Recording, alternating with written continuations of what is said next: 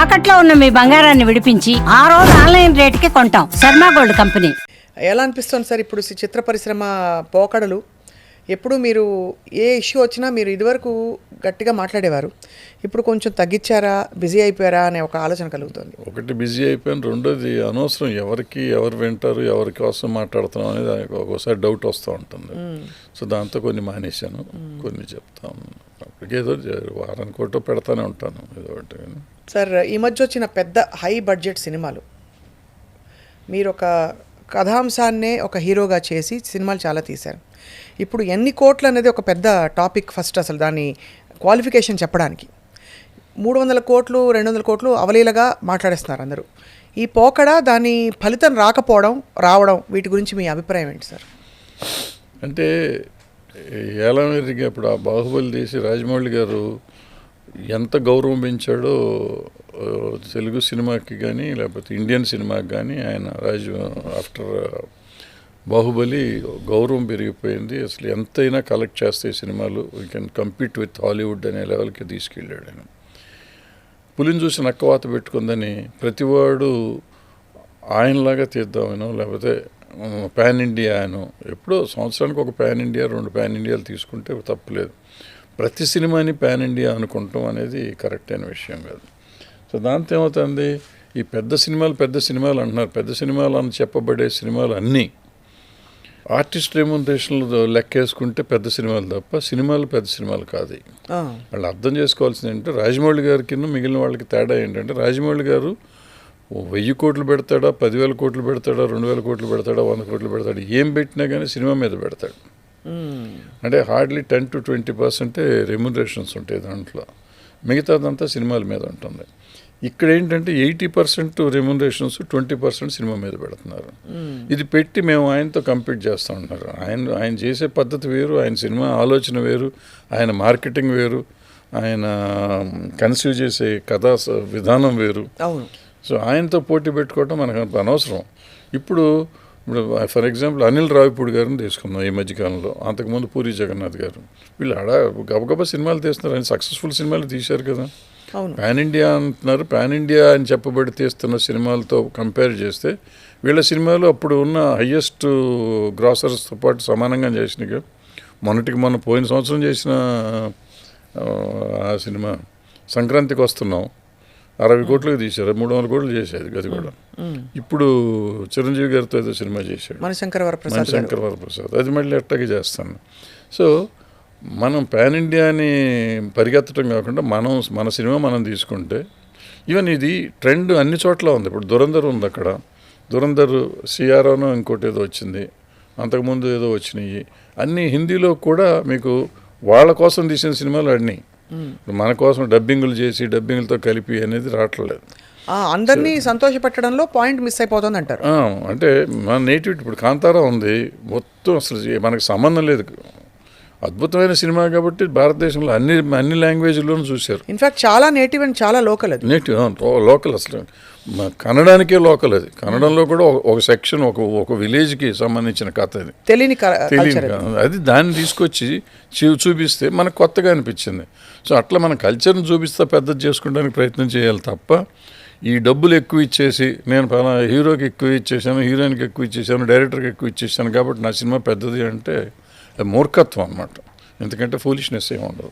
అయితే సార్ ఇప్పుడు మీ ఉండ బద్దలు కొట్టి మాట్లాడితే రాజాసాబ్ ఆడకపోవడానికి కారణం ఏంటి? అంటే రాజాసాబ్ వరకు నేను విన్నది చెప్తున్నాను, నాకు తెలియదు. ఎందుకంటే ఇది 3 సంవత్సరాల కథ కదా, కొత్త సినిమా కదా. అది రిలీజ్ కొత్త, కానీ 3-4 ఏళ్ల నుంచి దాన్ని నలుగుతూ ఉంది. ఎవరో ప్రొడ్యూసర్ గారు మొదలెట్టినప్పుడు నేను విన్నది, అది నిజమో అబద్ధం నాకు తెలియదు.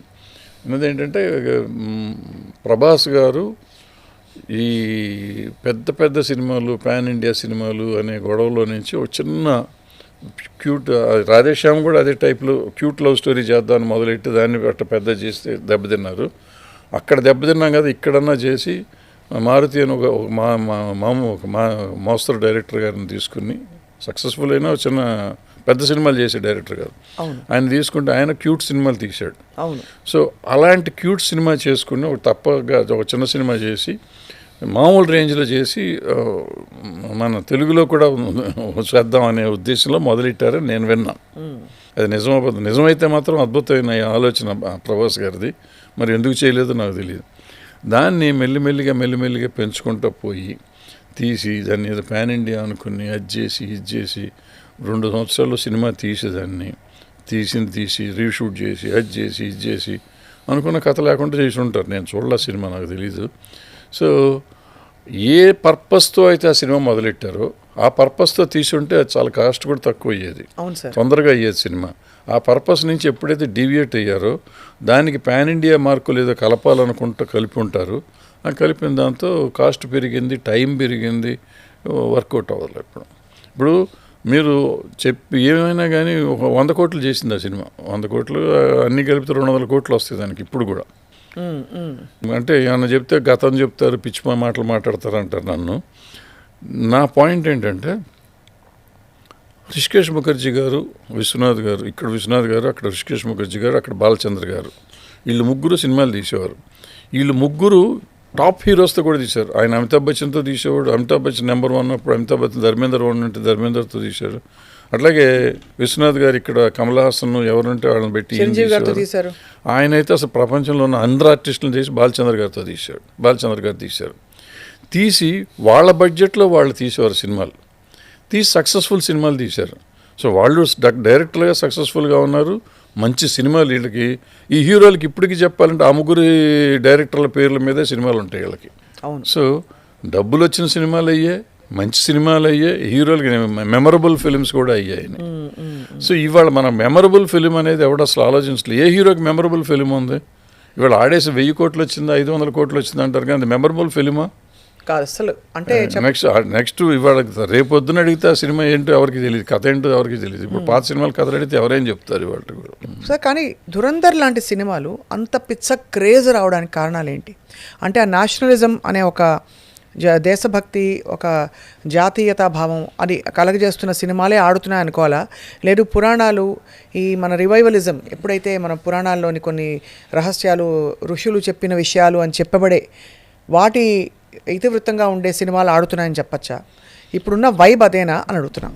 అది కాదు, అంటే కొంతవరకు ఉంది అది. అంటే నేషనలిజం అని కానీ లేకపోతే మతం సనాతనం అని అయ్యని చెప్పి తీసుకొచ్చి కొంతవరకు డైవర్ట్ చేసిన మాట నిజమే, కొంతవరకు అటువంటి సినిమాలు ఆడుతున్న మాట కూడా నిజమే కొంతవరకు. బట్ దురంధర్ దగ్గరికి వచ్చేటప్పటికి it's not that. Dhurandhar making a different. Dhurandhar ఒక స్టైలైజ్డ్ సినిమా. బట్ అన్ఫార్చునేట్గా దాన్ని ఏం చేశారంటే దాన్ని కూడా పొలిటికలైజ్ చేసుకుని దాన్ని వాడుకునేవాళ్ళు వాడుకుంటున్నారు. దాంట్లో ఏ రకంగానూ పొలిటికల్ సినిమా కాదు ఆ టైంకి. కాబట్టి అది ఏదో చూపించుంటారు వాళ్ళు. చూపించింది అతనికి అడ్వాంటేజ్ అయ్యి ఉండొచ్చు, ఈ ఇప్పుడున్న గవర్నమెంట్కి ప్రో గవర్నమెంట్ లాగా ఉండి ఉండొచ్చు. బట్ విషయం ఒకటి ఏంటంటే ఒక జరిగిన కథ అది, ఈయనది కాదు, హీరోది జరిగిన కథ కాదు, మిగతా అన్ని క్యారెక్టర్స్ జరిగిన కథ. పాకిస్తాన్లో ఒక జరిగిన కథను తీసుకుని ఆ కథలో ఒక ఇండియన్ స్పై దాంట్లో దూరి చేస్తే ఏమవుతుంది అనేది ఈయన ఆలోచించాడు. ఆలోచించి అదే లొకేషన్స్ సెటిల్ వేసుకుని అవి చేసుకుని దాన్ని చేస్తే అద్భుతంగా ప్రజెంట్ చేశాడు. ఎక్కడ ఇవాళ మీరు ఇందాక అడిగారు కదా పెద్ద సినిమాలని, పెద్ద సినిమా అంటే మనకేంటంటే ఎలివేషన్స్ అంటున్నారు ఈ మధ్య కొత్తగా కనిపెట్టారు. ప్రతి సీన్లోనూ హీరోకి ఎలివేషన్ ఇస్తుంటారు. కథ చెప్పంటారా మగడ అంటే ఎలివేషన్ చేసుకుంటూ ఉంటాను. ఆ ఎలివేషన్ చేస్తే ఆ వెనకాల మ్యూజిక్ బడబడబడబడ కొడతా ఉంటారు. అది ఎలివేషన్ అంతా మనం తప్పట్లు కొట్టి పువ్వులు వేసుకుని సంకలు కొట్టుకుని వచ్చేస్తున్నాం. తర్వాత రోజు చూస్తే సినిమా ఉంటున్నాం. బట్ ఇక్కడ ఆ హీరోకి ఎక్కడ ఎలివేషన్ ఉండదు. వాడు చాలా సైలెంట్గా వస్తాడు, అది చేయాల్సిన పని చేస్తాడు, పక్కన ప్రేమిస్తాడు, పాటలు పాడతాడు, ఫైట్లు చేస్తాడు, పని చేసుకుంటూ ఉంటాడు, దేశం కోసం పాటుపడుతూ ఉంటాడు, సెంటిమెంట్ ఉంటుంది. ప్రతి పాయింట్ కరెక్ట్గా టచ్ చేశాడు. ఆ చేసేటప్పటికి దాన్ని ఉంది దొరికిందే సందు కదా అని కొంతమంది భుజాన్ని వేసుకుని దేశం వాళ్ళు చేశారు మా వాళ్ళు బాగుబో చేశారని వీళ్ళు చెప్పుకునే దట్ చేస్తుంది తప్ప యాక్చువల్గా దాన్ని ఎవరికి ఓన్ చేసుకుంటానికి ట్రై చేశారు తప్ప దాంట్లో ఉద్దేశం అయితే నాకు తెలిసి లేదు. డైరెక్టర్గా ఉన్న మనసులో ఉందేమో నాకు తెలియదు కానీ బట్ సినిమా చూస్తుంటే అది కనపడదు. సినిమా అద్భుతంగా ఉంటుంది, అందుకని ఆ సినిమా ఆడుతూ ఉంది. ఇప్పుడు ఈ సినిమా అంటున్నారు, ఇప్పుడు ఇది ఆడింది కాబట్టి మనం చెప్తున్నాము. ఇంతకుముందు అది గదర్ 2 వచ్చింది, సన్నీ డియోల్ అసలు మొత్తం అయిపోయాడు అనుకున్నాం. ఆయన్ని ఆ సినిమా వచ్చేటప్పటికి అది దేశభక్త, అది వెళ్ళాడు పాకిస్తాన్ వెళ్ళాడు, అంతకుముందు వెళ్ళాడు, ఇప్పుడు వెళ్ళాడు. సో ఎక్స్టెన్షన్ సినిమాలే కదా ఇవన్నీ. ఫ్యామిలీ ఎలిమెంటే, ఎక్కడైనా కానీ ఎలిమెంట్ అనేది ఇంపార్టెంట్. అది ఉంటే సినిమా ఆడుతుంది. ఇప్పుడు మనకి యానిమల్ ఆడేసరికి ఆల్ఫా ఏదో ఇంగ్లీష్ జెన్జీ ఇవన్నీ మాట్లాడారు. అదే టైంలో వచ్చిన గదర్ 2 60 కోట్లు 70 కోట్లతో సినిమా తీస్తే అది 700-800 కోట్లు చేసింది. ఈ ఆల్ఫా బీటా గామా సినిమా కూడా 700 కోట్లు చేసింది. కానీ దీని గురించి ఇది క్లాసిక్ కల్ట్ అంటారు, దాని గురించి మాట్లాడరు. మరి డబ్బులు వచ్చింది అది. అదే కదా. అంటే అది మళ్ళీ పాన్ ఇండియా సినిమా కదా, ఈయన పాన్ ఇండియా సినిమా మామూలు సినిమా. సో కాబట్టి కథాంశం still continues to be king అంటారు. డెఫినెట్గా కథాంశం, హ్యూమన్ రిలేషన్షిప్ డెఫినెట్గా. సుమన్ టీవీలో మీ పర్సనల్ అండ్ బిజినెస్ ప్రమోషన్స్ కోసం కింది నెంబర్కి కాంటాక్ట్ చేయండి.